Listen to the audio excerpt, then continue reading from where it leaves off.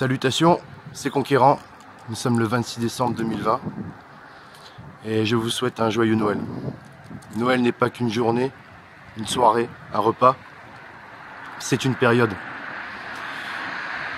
Cette période, je ne parle pas donc de la période de l'Avent, cette période de Noël qui commence le jour de Noël et qui dure jusqu'à l'Épiphanie. D'ailleurs, c'est à cette période de l'Épiphanie que nos frères orthodoxes fêteront Noël. Et 2 semaines encore après, fêteront l'Épiphanie. C'est donc un mois de Noël qui s'ouvre à nous. Je vous souhaite un joyeux Noël. Je fais cette vidéo car j'aimerais vous parler de la violence. J'aimerais, comme résolution cette année, mener un combat contre la violence. Il existe plusieurs formes de violence, une multitude de formes de violence. La violence physique, la violence verbale, la violence sentimentale, la violence sociale, la violence politique, économique.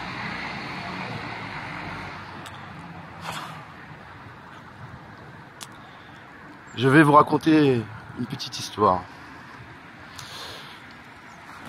Je ne suis pas en France. Je m'en vais aujourd'hui, après 3 jours, passer en Suisse.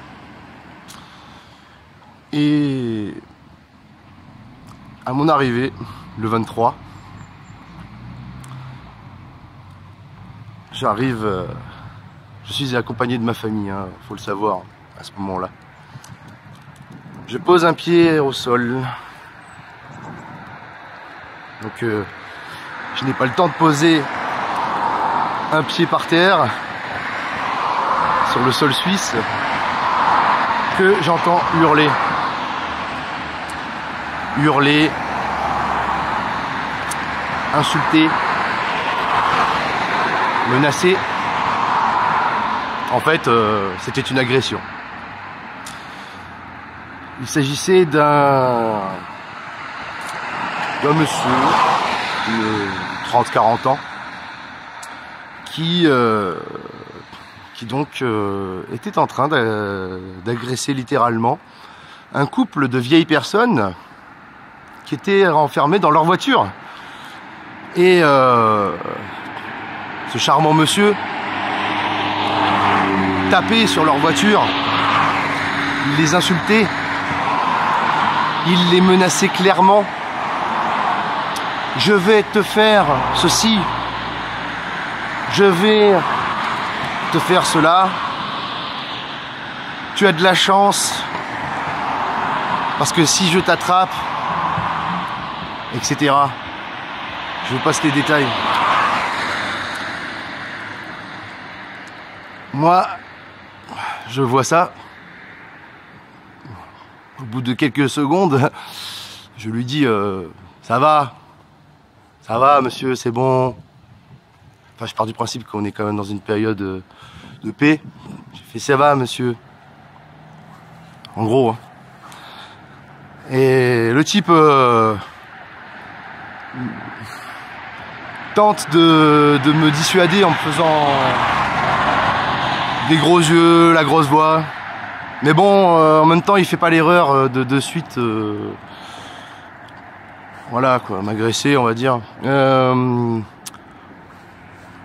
Donc, j'espère qu'à ce moment-là, il s'est bien défoulé, qu'il comprend que ce n'est pas un choix très judicieux que de continuer sur cette voie. Et en fait, finalement, il s'était pas calmé, hein, il recommence immédiatement. Et là, il se met à cracher sur leur voiture. Donc là, c'était plus possible pour moi. Je lui ai dit, oh, ça suffit, monsieur, là. Allez-vous-en. Et là, Le type est trop content. Alors il vient à moi. Oui, je suis à 10 mètres à peu près, 5-10 mètres de la scène. Il vient, il se colle à moi. Kesta et compagnie. Hein.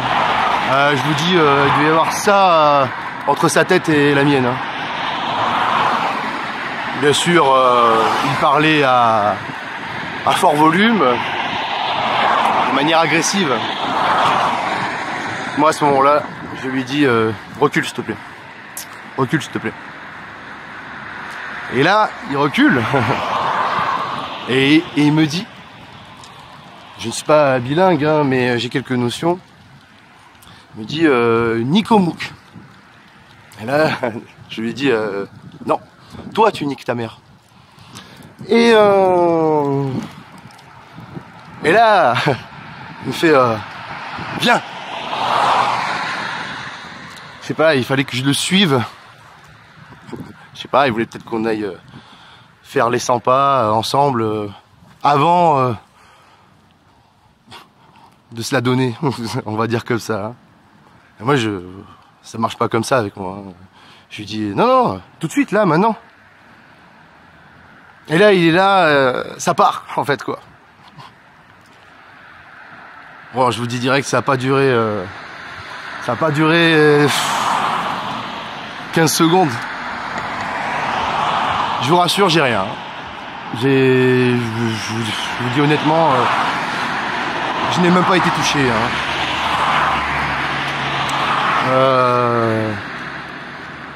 Ben là, à ce moment-là, forcément, hein, je suis devant mon hôtel. Ah ben, il y a du monde qui arrive, je me fais attraper, je me fais rentrer dans l'hôtel. Arrivée triomphante. Hein. La voiture laissée comme ça, à l'arrache, devant l'entrée, les bagages dedans. Direct, je me fais questionner. Bon, c'est normal, hein. Ils savent pas qu'est-ce qui s'est passé. Et bon, voilà. Ouais, à ce moment-là, d'ailleurs, ouais, je vois la dame qui était dans la voiture, qui me remercie et qui me dit heureusement, il existe encore des hommes. Ouais, ça m'a fait plaisir. Je suis pas sûr que j'aurais eu droit à ce genre de remerciements en France. Je sais pas. Et du coup, à ce moment-là, le type, oui, parce que à ce moment-là, sa femme est arrivée, les deux criaient comme des putois. Ils faisaient un esclandre, enfin c'est vraiment hallucinant. Et vous savez ce qu'ils ont fait? Ils ont appelé la police. Le mec agresse, mais d'une façon, je sais pas, c'est hallucinant, des personnes âgées. Le type vient m'agresse moi ensuite. Et le type appelle la police, quoi. Apparemment, je lui ai fait mal aux pieds. Je sais pas comment j'aurais pu faire mal aux pieds, sachant que, bon, en général, dans ces moments-là, on vise la tête, quoi. Non, mais je vous le dis direct, le type, il a dû se faire mal tout seul, comme un idiot. Je sais pas, il faisait n'importe quoi. C'était même du mytho. Voilà, quoi. Donc on est dans un monde où en fait,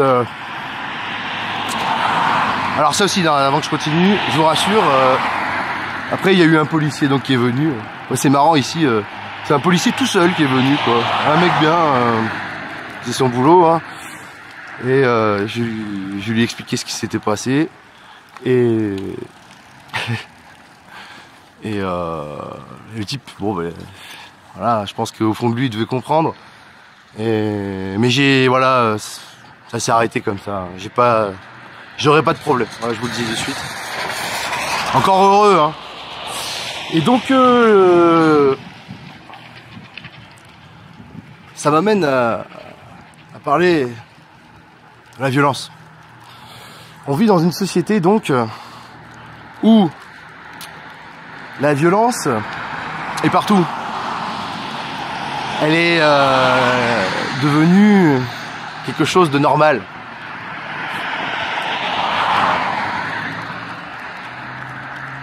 Et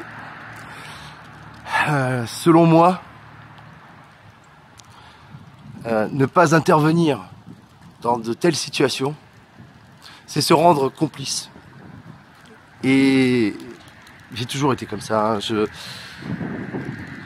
C'est pas possible, c'est inadmissible. Ça m'a déjà valu des problèmes. Car dans ces moments-là, je ne calcule pas, contrairement à ce genre de personnes, je ne calcule pas si j'ai le dessus, si j'aurai le dessus ou pas. Et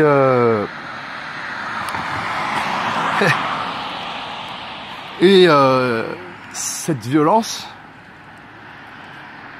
est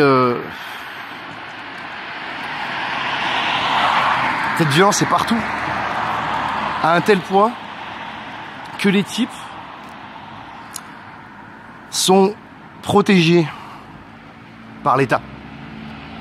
On peut en conclure que la violence est entretenue par l'État. Parce que je pense que dans une société normale, on mettrait ce genre de personnes, si ça en est, hein, je sais même pas si c'est vraiment des êtres humains, on devrait voilà, les mettre hors d'état de nuire. Choisissez la manière que vous voulez, la prison, le bagne, ce que vous voulez. Et mais non. Et ils sont tellement sur d'eux de nos jours qu'ils appellent l'État pour les défendre. On est dans un monde qui s'est inversé. Voilà, le haut est en bas, le bas est en haut. Et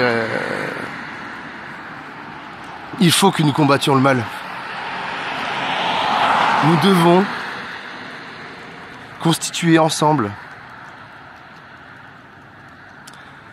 une armée de paix. Je vous invite, mes frères, à constituer l'armée de la paix. Une résistance de l'ombre.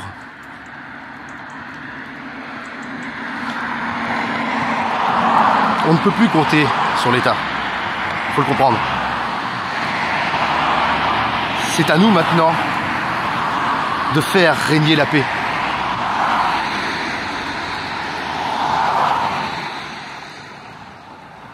Hier, avec ma famille, nous nous sommes remémorés mon grand-oncle Henri,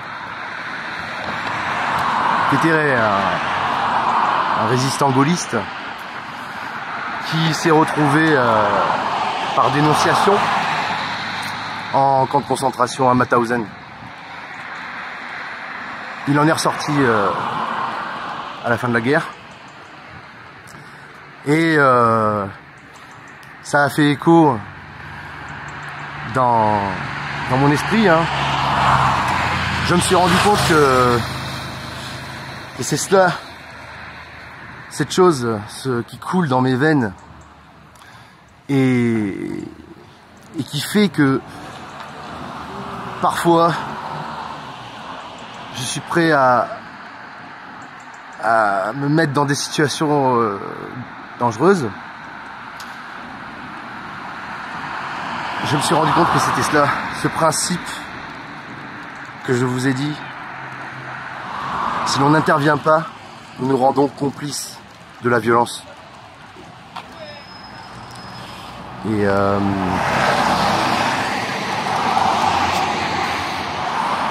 je suis désolé si mes propos sont décousus, mais ce n'est pas une vidéo de divertissement. C'est une vidéo spontanée où j'ai un message à faire passer. Je condamne toute forme de violence. Et sachez vous, mes ennemis, ceux qui rêveraient de me faire du mal, de faire du mal aux miens, et même de faire le mal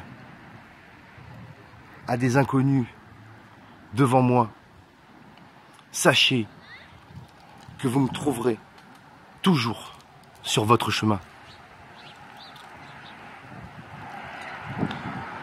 Mes frères français et autres, il est temps d'agir.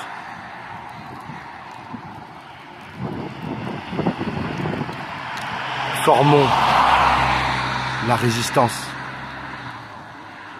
Formons l'armée de la paix. Joyeux Noël. Prenez soin de vous. Et surtout, que Dieu vous garde.